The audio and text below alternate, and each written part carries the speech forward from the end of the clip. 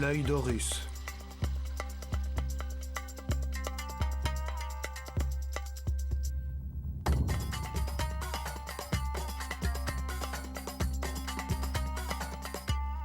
Première partie, l'école des mystères.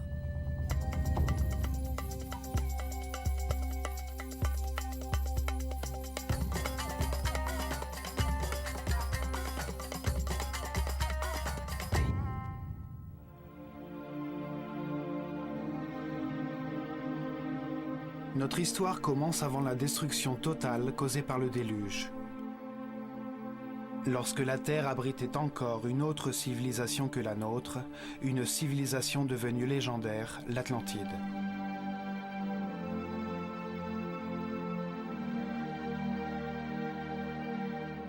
La sagesse de cette civilisation était le produit de l'évolution de la conscience humaine depuis des millénaires, de la connaissance du fonctionnement de l'univers qui donne lieu à ce que nous appelons la vie.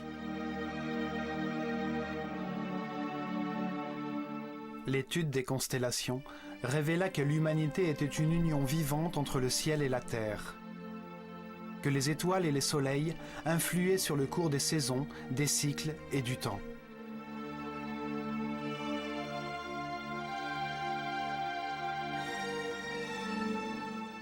Les prêtres de l'école du savoir de Nahakal en Atlantide, dans leur grande sagesse, découvrirent que la planète vivait les derniers moments d'un de ses cycles.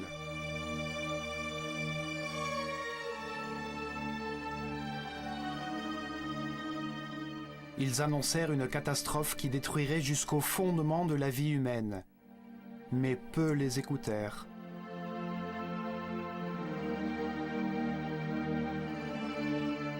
Privés du soutien de la majeure partie de la population, ils construisirent des arches fortifiées de toutes parts et protégées par des champs électromagnétiques dont les forces pouvaient pénétrer et détruire toute matière. Guidés par le grand prêtre Chiquitet Arelish Vomalites, ils embarquèrent avec leurs familles, quelques instruments, certains animaux domestiques, et quittèrent l'Atlantide en direction de l'Est.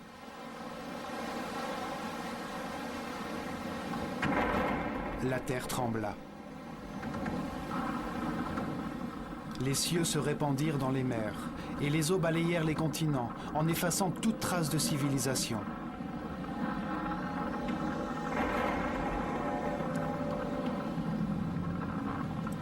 Comme l'attestent les deux immenses monuments en pierre, appelés mégalithes, qui furent retrouvés sur deux sites proches de l'Égypte. Leur taille, leur poids et leur assemblage témoignent d'une technologie aujourd'hui disparue, qui date certainement de l'Atlantide. Le site de Baalbek, au Liban, en fournit une première preuve. C'est à cet endroit que se trouvent les plus grands et les plus lourds blocs de pierre du monde, les trilithons de Baalbek. Chacun de ces immenses blocs pèse 1200 tonnes, mesure plus de 25 mètres de longueur, plus de 8 mètres de largeur et 5 mètres et demi de hauteur.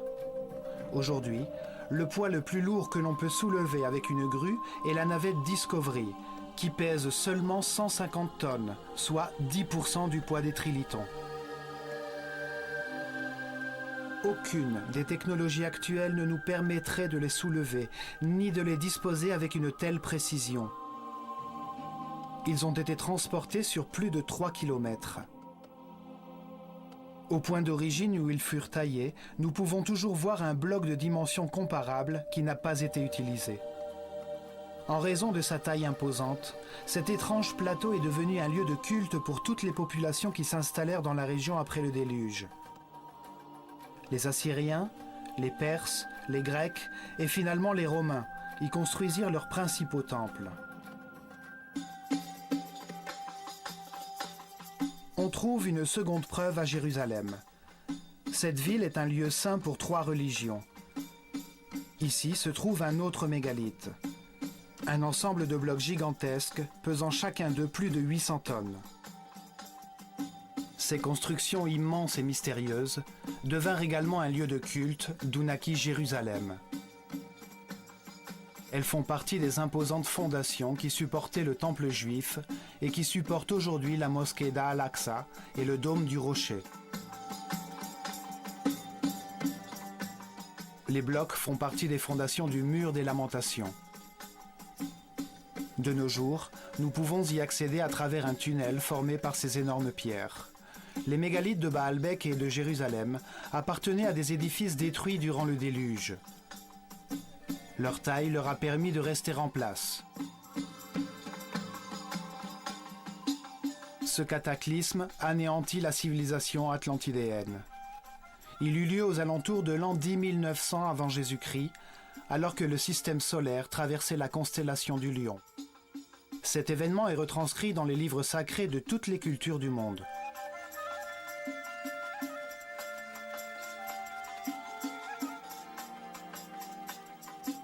Une fois le calme revenu, les prêtres qui avaient survécu au cataclysme débarquèrent au centre de la surface de la Terre, qu'ils savaient être le croisement des forces telluriques de la planète.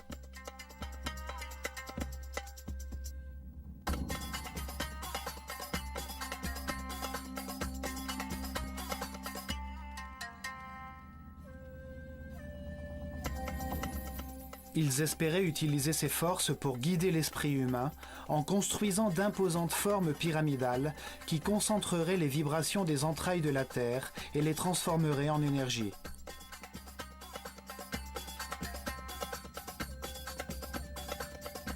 Ces êtres, qui avaient atteint un degré de développement spirituel très avancé, ne concevaient pas le progrès comme l'acquisition de biens matériels, mais comme l'accomplissement de la paix et de l'harmonie intérieure, comme une transformation de l'homme, un dépassement des limites de sa condition animale vers l'état de surhomme. À un moment qu'ils nommèrent Sept-Tépi, temps nouveau, ces prêtres virent sortir des eaux un long oasis étroit, une terre fertile entourée d'un désert protecteur qui longeait une grande rivière. Ils l'appelèrent Égypte.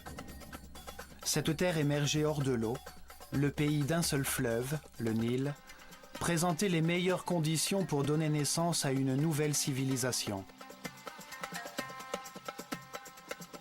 Les prêtres considérèrent ce cataclysme comme le début d'un nouveau cycle qui devait conduire l'humanité vers une destinée nouvelle, vers la construction d'une société vouée à l'élévation spirituelle.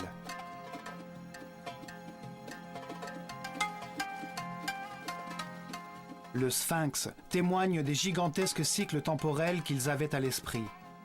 Son corps de lion à tête humaine met en valeur le cycle compris entre l'ère du lion et celle du Verseau, l'heure du règne de la nouvelle civilisation. Il voyait la vie comme un processus conçu par Dieu, durant lequel l'homme se réincarnait encore et encore pour se perfectionner et s'élever dans la hiérarchie universelle. Si l'esprit d'un homme ne comprend pas le Créateur, la raison de l'univers ou de sa propre existence, il sera incarné dans un corps. Les expériences de cette vie charnelle lui permettront d'acquérir la sagesse et la connaissance. Dans cette incarnation, dans tout ce qui lui sera donné à connaître, s'opposeront deux extrêmes. Il pourra comparer les éléments de cet univers dual et polarisé afin de comprendre la vérité.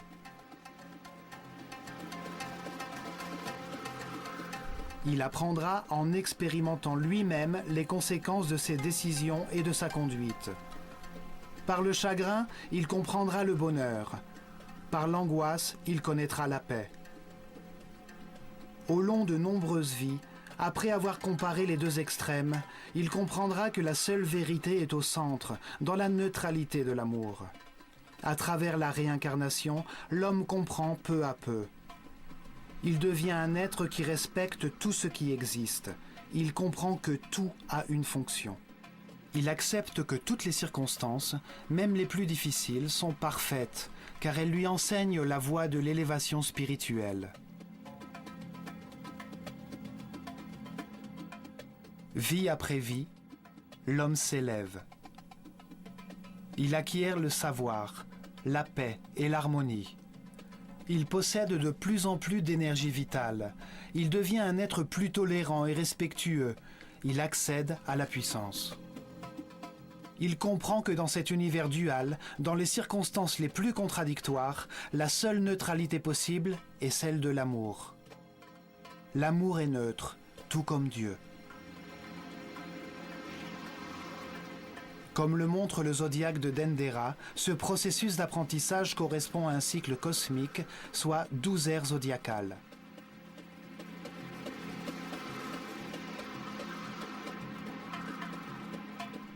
En effectuant un tour complet, le système solaire reçoit les radiations de chacune des 12 constellations.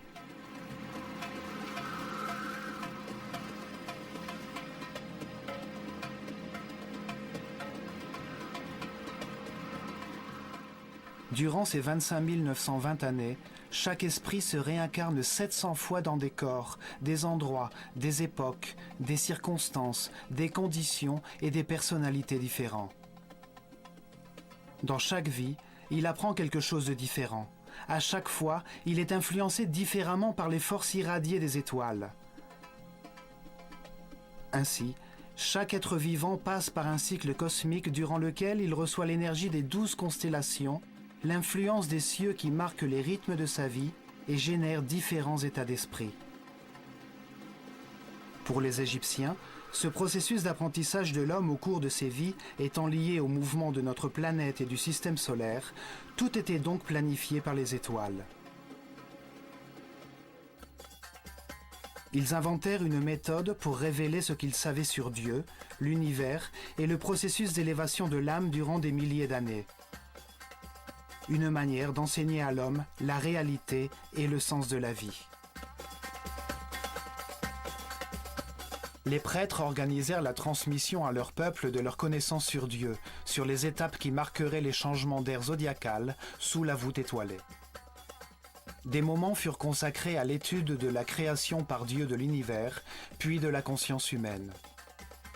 Chaque phase de la révélation était mise en œuvre par un centre religieux construit le long de l'épine dorsale de l'Égypte, le Nil. Ces centres de transformation et de diffusion de l'énergie et de l'information au corps étaient appelés chakras.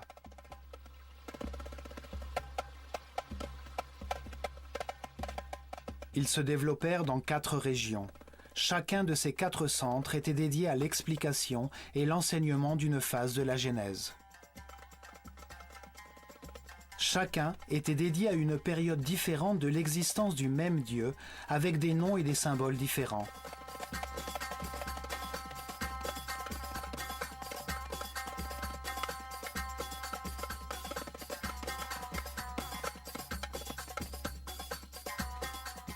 Le premier centre religieux, appelé Héliopolis par les Grecs, fut érigé à Anu, au début de l'ère des Gémeaux, en l'an 6620 avant Jésus-Christ, à l'époque de l'Égypte prédynastique.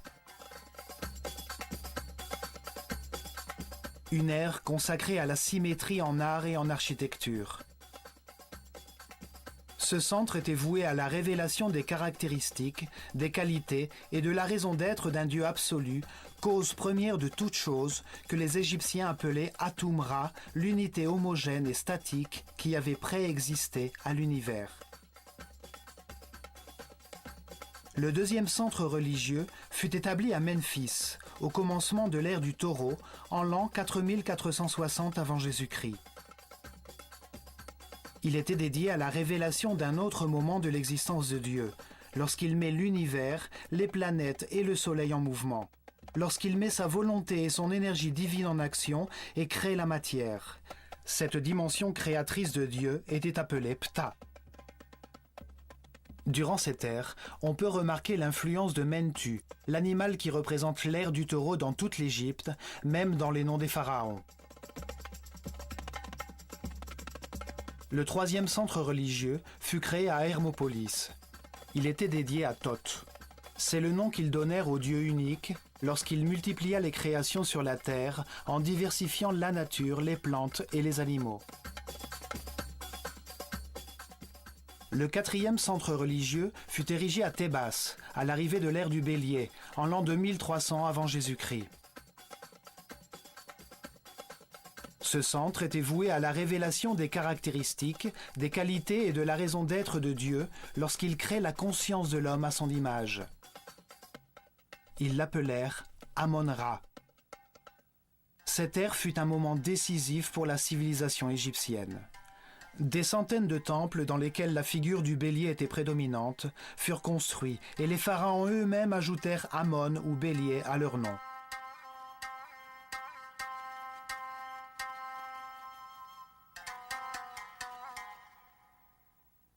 Les changements d'air ou de constellation zodiacale déterminaient la durée de chaque phase de la révélation. Lentement, les hommes comprirent qu'il n'y a qu'un seul Dieu, qui change de nom à mesure que ses caractéristiques évoluent et qu'il crée, en des moments successifs, l'homme et l'univers. Ils fondèrent une école des mystères pour transmettre leur savoir et s'assurer que les prêtres de leur caste continueraient le processus de révélation. Le pays se développa tout autour des temples et des centres religieux. En leur sein, les initiés devinrent des êtres respectables, capables de diriger leur peuple et de maîtriser les forces primitives de la nature.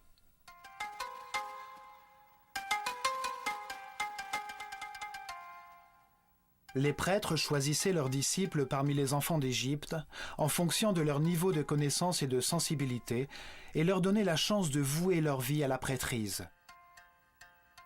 Il leur parlait du processus d'élévation à travers la réincarnation de Dieu et de l'univers. Il leur enseignait les sciences, l'art, la religion et la philosophie. Il les entraînait à l'exercice du contrôle de soi. Ils apprenaient à conserver leur énergie vitale, à comprendre l'importance du respect et du libre arbitre, accélérant leur processus d'évolution. Ils devenaient les héritiers de la caste des prêtres, ceux qui possédaient le savoir et le pouvoir qu'ils procurent et qui avaient pour mission de guider le peuple sur le chemin du progrès. Des statues de ces prêtres ont été retrouvées. Certains sortent d'un cube, d'autres sont représentés comme des écrivains, des êtres de savoir. Parfois, le mot Hotep, qui signifiait sage, était ajouté à leur nom, comme pour Ain-Hotep ou Amen-Hotep, fils d'Apu, en reconnaissance de leur sagesse.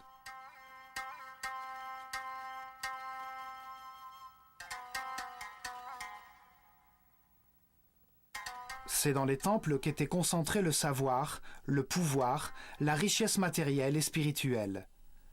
C'est sur eux que reposait l'organisation de la civilisation égyptienne.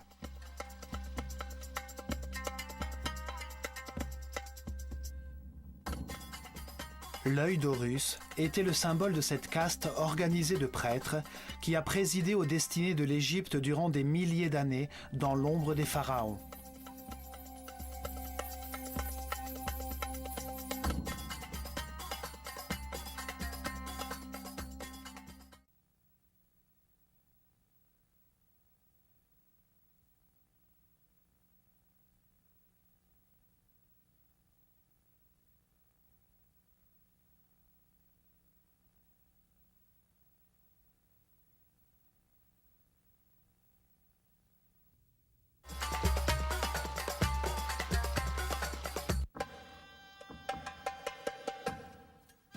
L'œil d'Horus était également le symbole de l'école des mystères, un emblème visible sur tous les murs des temples égyptiens.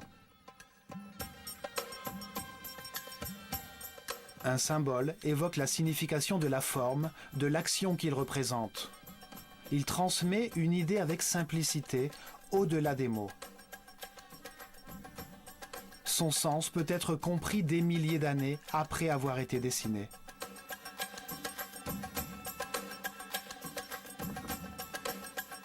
Les yeux permettent de sentir le soleil, l'origine de la vie. Ils réagissent à la perception de sa lumière et à la vision des couleurs. Ils communiquent au cerveau l'intensité et la force du feu. Les yeux sont les terminaisons nerveuses qui perçoivent la volonté divine, l'intensité de la lumière, la force de Dieu que les Égyptiens nommaient Phi. La force par laquelle l'esprit se concentre dans la matière fait place à l'univers, à l'expérimentation de la conscience. Ce sont les seuls nerfs qui atteignent la surface du corps et que l'on peut voir en action. Ils parcourent des sphères pleines de liquide blanc cristallin.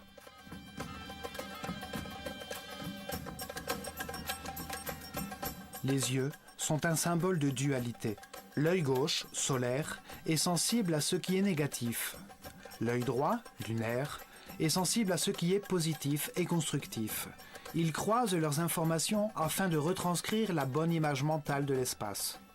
Ils symbolisent l'expérimentation de la conscience dans un univers de contraste, expérimentation qui lui permet de trouver la vérité par comparaison entre des éléments opposés. Ils réagissent à la lumière active du soleil et produisent la vraie lumière de l'esprit, la lumière de l'énergie vitale, une lumière invisible qui rend possible l'intelligence et la compréhension du monde. Les oiseaux évoquent l'action de voler, la libération des contraintes matérielles. Le faucon est l'oiseau qui voit le mieux. Le faucon Horus représente l'esprit qui a achevé son apprentissage dans les limites de la vie mortelle. Il comprend alors les vérités de l'univers, car il les a expérimentées dans de nombreuses vies, et il s'élève au-delà des limites matérielles, hors du temps et de l'espace. L'œil d'Horus est la conscience immortelle qui sait tout, qui voit tout. Il peut voler bien au-dessus de tout ce qui existe ou porter son attention sur le moindre détail.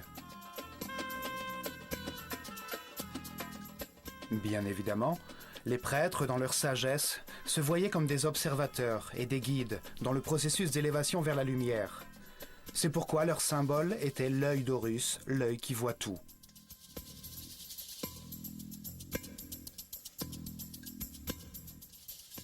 Depuis les temples, les prêtres de l'œil d'Horus conduisaient le peuple vers l'élévation spirituelle, dans la paix et l'harmonie, révélant la vérité sur Dieu, sur l'univers et sur le processus d'évolution de la conscience humaine.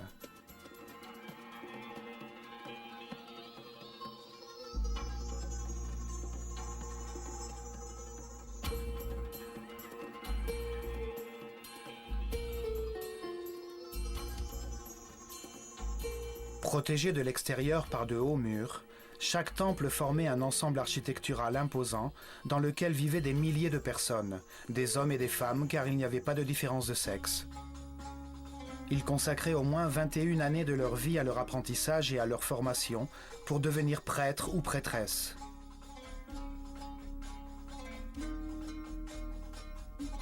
Leur parcours d'apprentissage se déroulait dans différents temples où ils restaient durant de longues années, recevaient les enseignements correspondant à leur niveau, puis ils passaient leurs examens pour accéder au niveau supérieur dans un autre temple de la vallée du Nil.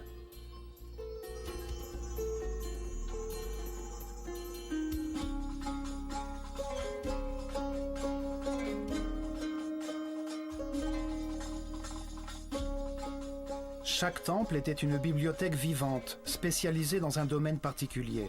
Dans chacun d'eux, on professait des leçons différentes sur l'univers ou sur le sens de l'existence. Chacune de ces disciplines possédait en elle-même un élément sacré qui donnait un sens à la création du monde.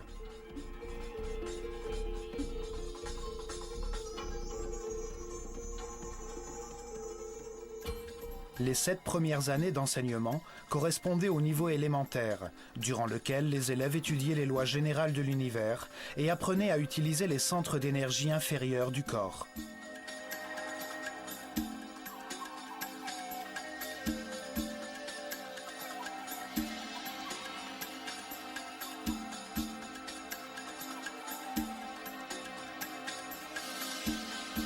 Des temples comme celui de Komombo était dédié à la compréhension de la nécessité de la dualité et de la polarisation universelle, afin que l'esprit puisse établir des comparaisons entre des fins opposées et trouver ainsi la vérité. On y apprenait notamment que la peur de l'échec peut être maîtrisée et que chaque vie est suffisante pour connaître ce qu'il y a lieu de connaître dans cette vie-là.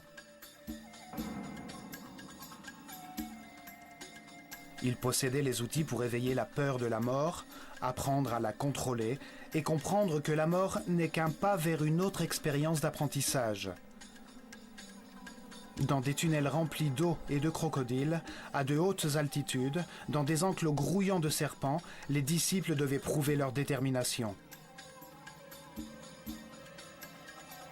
On leur enseignait à dépasser leur peur de l'abandon, leurs instincts agressifs et défensifs.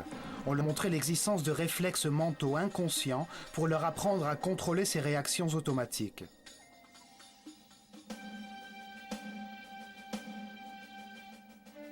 Dans le temple de Luxor, à Thébas, on transmettait le savoir du fonctionnement du corps connu à l'époque et on apprenait à le dissocier de la conscience pour qu'elle ne s'identifie pas à lui.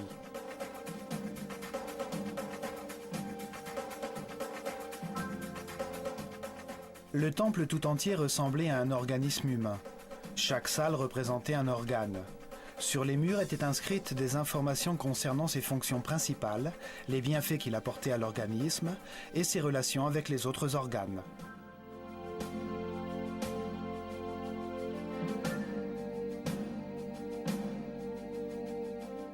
Dans ces salles, on pratiquait des exercices de mouvement et de concentration afin de diriger son esprit vers chaque organe, jusqu'à ce que le corps atteigne un état de conscience qui lui permette de devenir un parfait instrument de la volonté.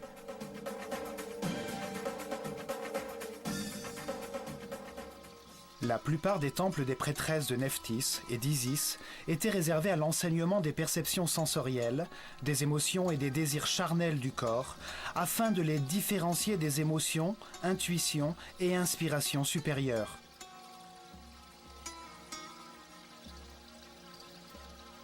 Les élèves apprenaient à maîtriser les passions et les sentiments charnels grâce au pouvoir de l'esprit, à élever leur conscience et leurs vibrations vitales, à canaliser l'énergie de leurs esprits vers des aspirations plus hautes, à éveiller leur créativité. Beaucoup de temples, comme celui d'Hathor à Dendera, étaient dédiés aux sciences, à l'astronomie, à l'astrologie et aux mathématiques. Depuis le toit du temple d'Hathor, on pouvait observer les cieux pour comprendre les différentes énergies libérées par chaque constellation et les effets qu'elles produisent.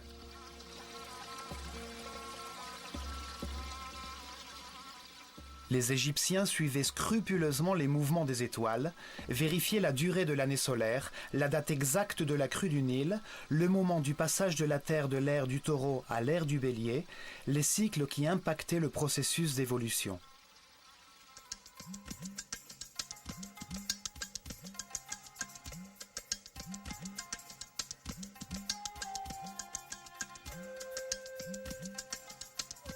Après cet apprentissage de la raison et cet entraînement destiné à contrôler les sentiments, les émotions et les pensées, les élèves consacraient 7 années supplémentaires à l'exercice de leur cerveau droit, à l'intelligence du cœur, pour comprendre la différence entre la pensée et la méditation.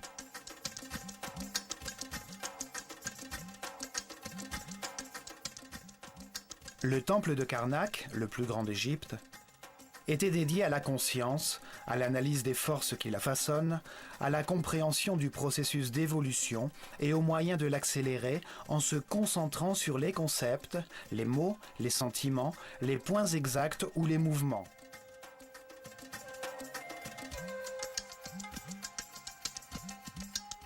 Les élèves apprenaient à se concentrer sur eux-mêmes, afin de différencier le surmoi du moi, à s'identifier à un être ou à un objet extérieur jusqu'à ce qu'ils sentent ou qu'ils deviennent ce à quoi ils pensent.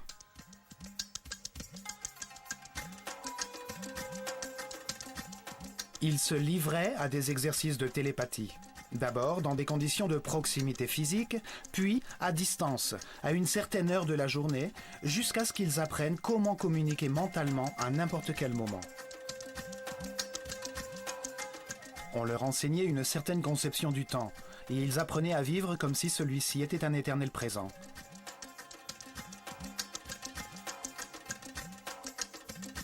Ils comprenaient que la pensée consiste à comparer pour savoir, et que lorsque l'on sait tout, il n'y a plus besoin de penser ou de comparer.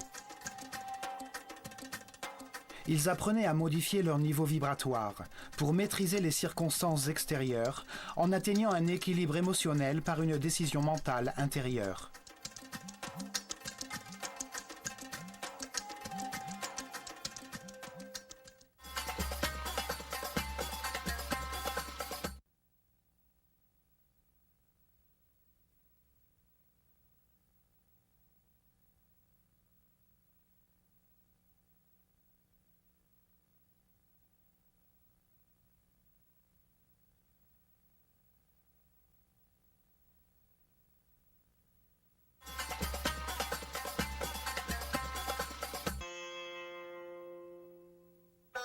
Chaque temple possédait 3 niveaux d'information.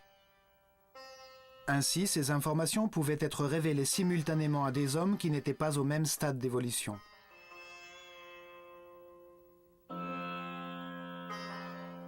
Le premier niveau était la transmission des informations élémentaires au peuple. Chaque temple avait une histoire simple, pleine de symboles et de personnages fantastiques. Un théâtre sacré, facile à comprendre. Les idées étaient exprimées dans des mythes sous la forme d'histoires.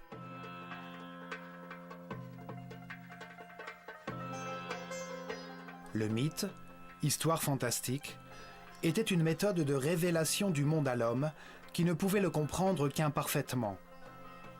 Les mythes ne sont vivants que parce que l'on croit en eux.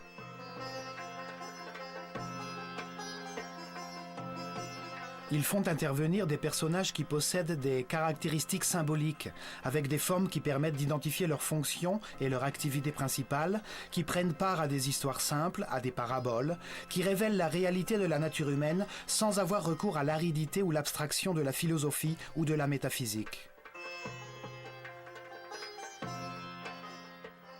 Le peuple avait ainsi accès au sacré en écoutant l'histoire de chaque temple, en connaissant les forces et les faiblesses de chaque personnage, les problèmes qu'il rencontre et la manière de les résoudre.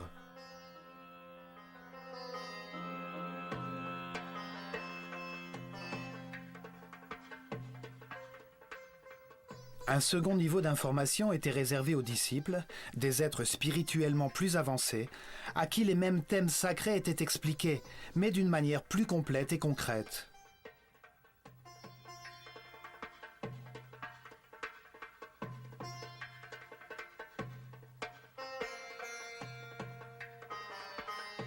À cette fin, on gravait les scènes descriptives des mythes sur les murs du temple. Chaque personnage était expliqué. On apprenait ce qu'il symbolisait, l'étape du processus d'élévation qu'il représentait, pourquoi il avait telle forme, telle attitude et telle fonction.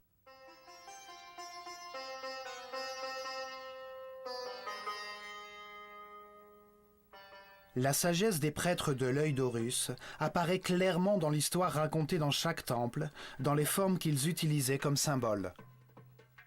Simplement en les voyant, on comprend les actions qu'ils représentent ou les bienfaits obtenus par leur réalisation. En utilisant comme symbole des hommes à tête d'animaux, ils en font des concepts qui évoquent les caractéristiques de chaque animal et qui permettent de saisir la fonction de cet animal dans l'univers.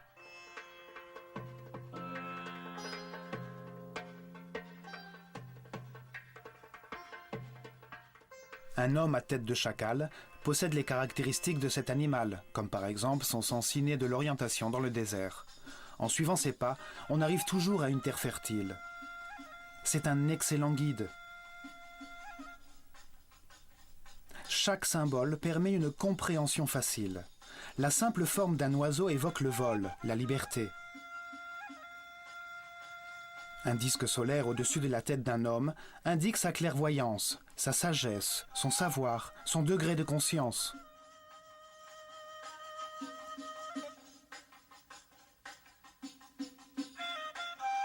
Les Égyptiens étudiaient les animaux et les insectes en détail. De cette façon, ils ont acquis une grande connaissance de leur vie, de leurs activités, de leurs caractéristiques vitales, de leurs habitudes, de leurs régimes alimentaires, de leur temps de gestation, de leurs pratiques sexuelles, de leurs principales raisons d'être.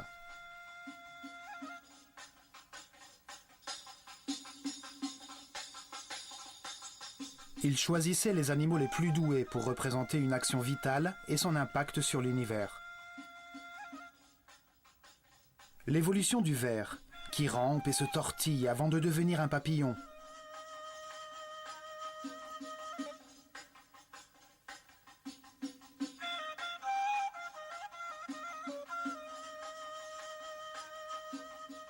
De tous les oiseaux, le faucon possède la meilleure vue. Il a un cerveau optique parfaitement développé. C'est pourquoi il est choisi comme symbole de cette fonction vitale, la vision. Un personnage humain à tête de faucon est un être qui voit tout, qui domine le paysage et voit tous les détails d'un objet qu'il regarde.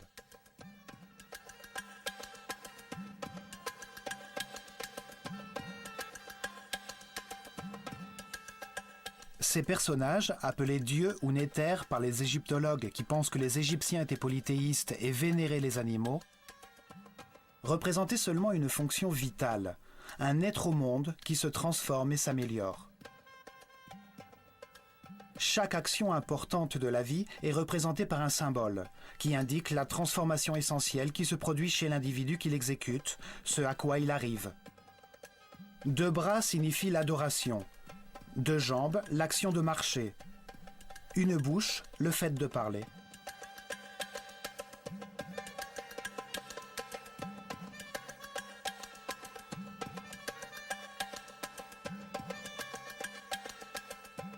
Et, enfin, au 3e niveau d'information, chaque temple conservait une sorte de code secret contenu dans son symbole.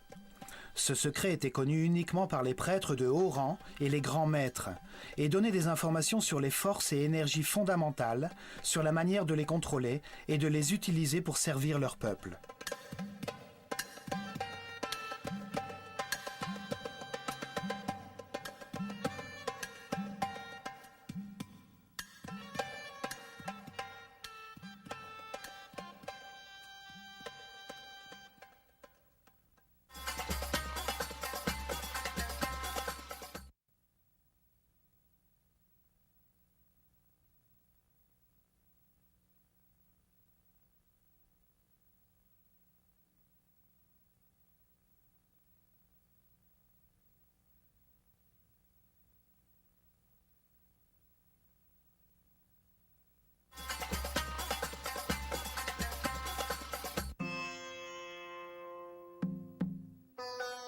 Dans des temples comme celui d'Horus, à Edfu, le grand prêtre a mené ses disciples les plus brillants à projeter leur conscience dans le temps, à pénétrer dans leur subconscient pour revivre et comprendre leur vie antérieure dans leur processus de réincarnation. Le grand prêtre était toujours un être très avancé dans son chemin spirituel. Il ne s'identifiait pas à son corps. Il connaissait son fonctionnement et il savait à quelles énergies il devait avoir recours pour trouver son équilibre.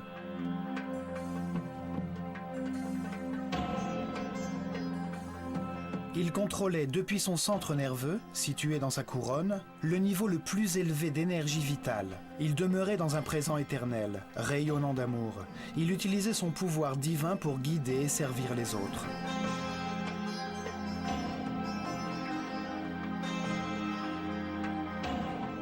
La matière peut seulement recevoir, se contracter.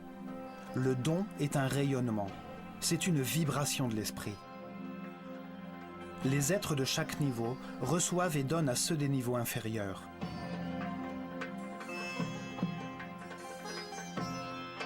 Dans les salles des temples, ils comprirent que la réalité est composée de 7 niveaux d'énergie vibratoire, 7 courants énergétiques qui correspondent à des niveaux différents de pouvoir et de force.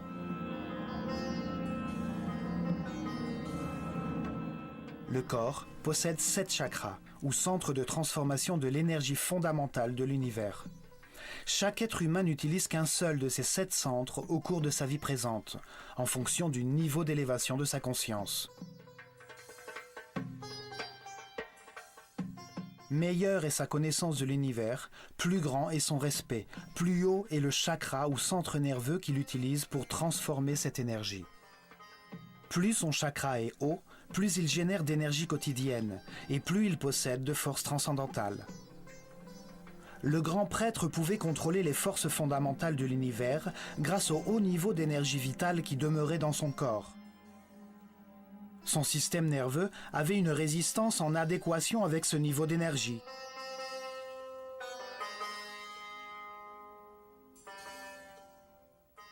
Ainsi, dans tous les temples d'Égypte, à mesure que les disciples suivaient leur apprentissage et leur formation, leur énergie vitale augmentait graduellement, en même temps que leur résistance nerveuse.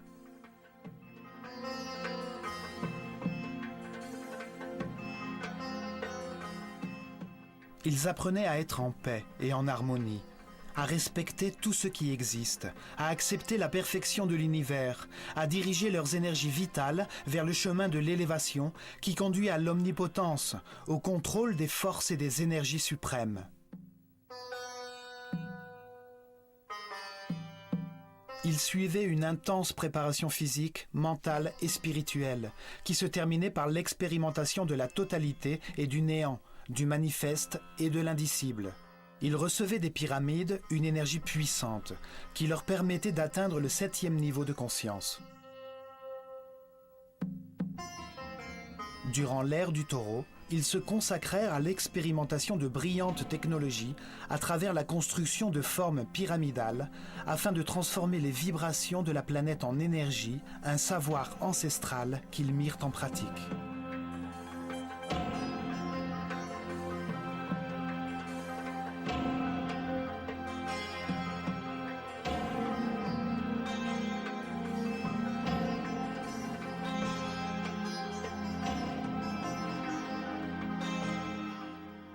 Ils érigèrent d'imposantes pyramides qui pesaient des millions de tonnes sur les points névralgiques du réseau électromagnétique de la planète.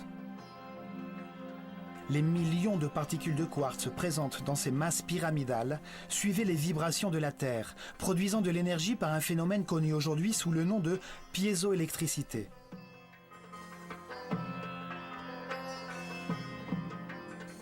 Ils construisirent plusieurs pyramides avant d'atteindre un modèle de perfection avec la pyramide de Khéops. Dans ces halls, dans ces galeries, dans ces chambres, ils transformaient cette énergie en son, afin que les disciples les plus avancés physiquement, mentalement et spirituellement vibrent jusqu'au plus haut niveau. Cette force ouvrait la perception de l'esprit humain vers d'autres dimensions pour atteindre des états particuliers de conscience.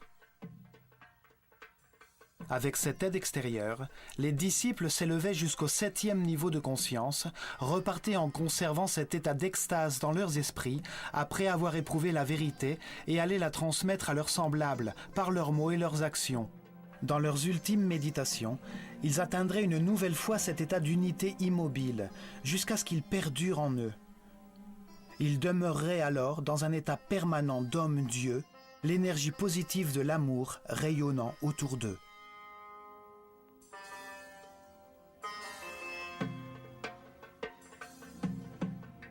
La connaissance de toutes les formes pures de l'univers, des masses primitives qui organisent l'énergie et la matière, était essentielle pour le développement de la civilisation égyptienne. Aujourd'hui, nous appelons ces formes pures les solides platoniciens. 5 polygones de taille et d'angles égaux, formés de triangles équilatéraux, la forme de vie qui ne produit aucune tension. À l'aide de ces formes, ils produisaient des effets de résonance et de concentration énergétique afin d'élever la perception de la conscience, pour générer des effets de superconductivité permettant d'annuler la force de la gravité. De nos jours, nous avons découvert qu'il y a sur notre planète des points névralgiques appelés nœuds diamagnétiques, d'où l'on peut contrôler la force de gravité de la planète et générer un phénomène de superconductivité. La superconductivité permet d'augmenter ou de réduire la force de la gravité. En augmentant le poids des blocs de pierre, ils pouvaient poser les fondations sans avoir besoin de creuser dans le sol. En le réduisant, ils les rendaient plus faciles à déplacer et ils pouvaient ainsi les faire venir de carrières éloignées.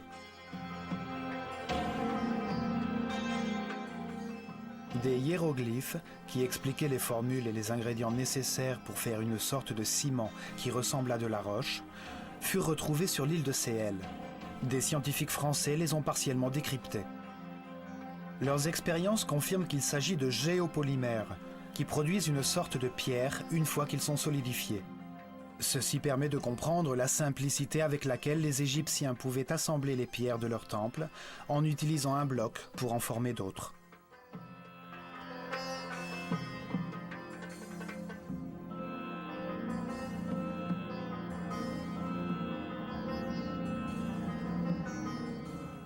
Mais le plus important était leur vision de la vie comme un processus voulu par Dieu, dans le but d'élever la conscience humaine.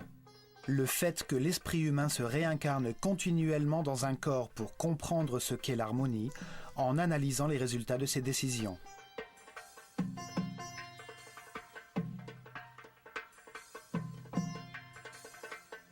Au cours de ses nombreuses vies, pleines d'expériences contraires, d'angoisse et de paix, de dépression et de joie, de richesse et de pauvreté, de santé et de maladie, il comprend les raisons de son existence et s'affranchit des contingences matérielles pour devenir un surhomme immortel.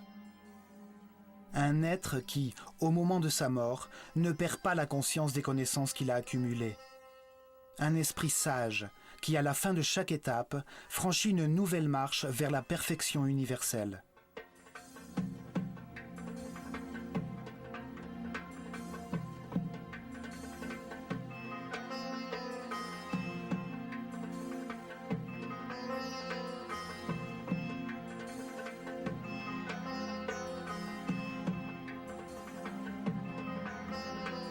L'homme se réincarne plusieurs fois. Au début du processus, il est dominé par sa condition animale. L'intolérance et l'agressivité le condamnent à une vie de désolation. Petit à petit, la douleur l'envahit et en cherchant à la soulager, il cesse d'attaquer.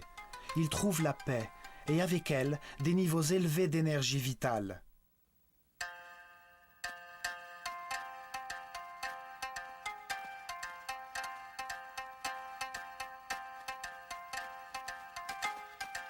En pleine connaissance de ce processus d'élévation et des lois qui y président, les Égyptiens améliorèrent leur vie, acceptant les moments difficiles comme des étapes nécessaires sur le chemin de l'apprentissage.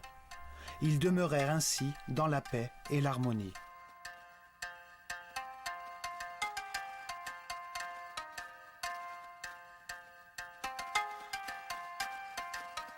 Les temples enseignaient comment les hommes, même dans un monde de souffrance, pouvaient s'affranchir des contraintes physiques et devenir des êtres capables de transformer la matière pour voyager librement dans le temps et l'espace. Au milieu des contradictions de chaque vie, tout homme apprend quelque chose et renaît un peu plus sage. Par la polarité entre la lumière et les ténèbres, entre la peur et l'amour, nous apprenons à trouver la paix et l'harmonie, pour garder notre énergie vitale.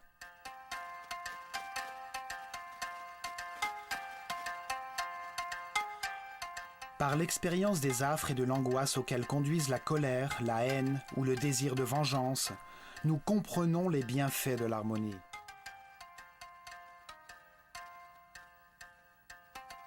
En prenant conscience que chaque décision produit à la fois de la douleur et du soulagement, nous pouvons faire d'une vie infernale un paradis.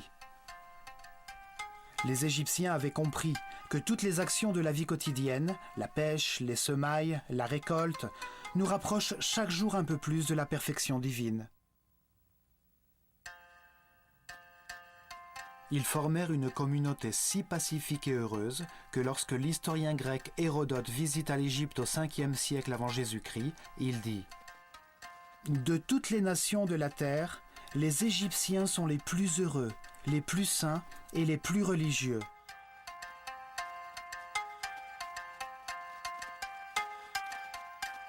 Cependant, le mot religion n'existait pas dans leur langage.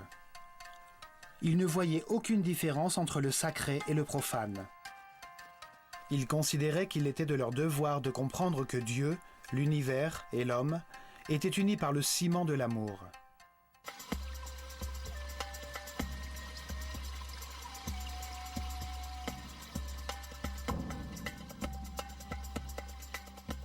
Dans cette série d'épisodes consacrés à l'œil d'Horus, nous décrypterons le message laissé par les Égyptiens dans leur temple. Que tous les hommes avancent sur la voie de l'élévation au cours de leurs nombreuses vies. Certains sont plus avancés que d'autres, mais tous accéderont à l'immortalité et à la permanence de la conscience par le seul chemin possible, celui par lequel ils apprendront à s'adapter, à accepter la réalité des choses et à respecter tous les êtres qui les entourent. Ce chemin peut être pavé de souffrance ou de paix et d'harmonie. Cela dépend de notre capacité à nous contenter de ce que nous avons, à nous sentir reconnaissants d'être en vie, d'avoir l'opportunité de comprendre que c'est l'amour qui nous a créés.